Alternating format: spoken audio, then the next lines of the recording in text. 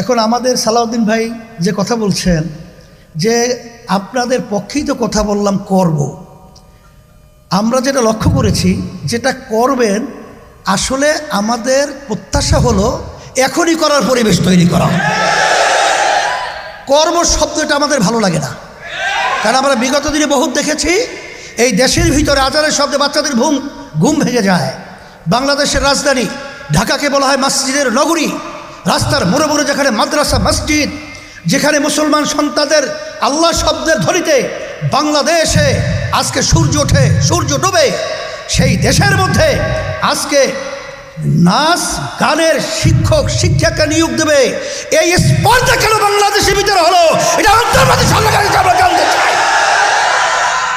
এই জন্য পরিষ্কার বলছি যে এখন ওই সিদ্ধান্ত বাতিল করতে হবে এবং ধর্মীয় শিক্ষা প্রাথমিক শিক্ষা অঙ্গনে সেটা বাধ্যতামূলক এটা ব্যবস্থা করতে হবে। বিশেষ করে আমাদের কওমি মাদ্রাসাগুলো তাদেরকে অবহেলা করা হয়। তারাও তো বাংলাদেশে বড় একটা অংশ এই বাংলাদেশের মানুষ, কিন্তু তাদেরকে দেখা যায় যে এত ধর্মীয়ভাবে তারা সচ্ছল এবং সুন্দর হওয়ার পরেও তাদের কোথাও সরকারিভাবে মূল্যায়ন হয় না। এই জন্য আমি বলবো যে কওমি মাদ্রাসার শিক্ষা সেখানে যারা নাকি শিক্ষক রয়েছেন ধর্মীয়, তাদেরকেও সেখানে গুরুত্ব সহকারে মূল্যায়ন করা, তাদেরকে নিয়োগের ব্যবস্থা করা। আর হ্যাঁ বলছি তো, গানের প্রজ্ঞাপন সহ এটা বাতিল ঘোষণা করতে হবে, আর সাথে সাথে ধর্মীয় শিক্ষক নিয়োগের ব্যবস্থা করতে হবে। আর আমার ভাই সালাউদ্দিন সাহেব যে কথা বলেছেন, অন্যান্য দায়িত্বশীলের কথা বলেছেন যে আমরা যেন ঐক্য থাকতে পারি। তো ঐক্য থাকার ব্যাপারে আলহামদুলিল্লাহ আমি আমাকে বলবো, সকলকে বলবো যে আমরা দেখছি ঐক্যমত্য কমিশন সহ এই দেশকে সুন্দর করার ব্যাপারে আলোচনা হয়েছে।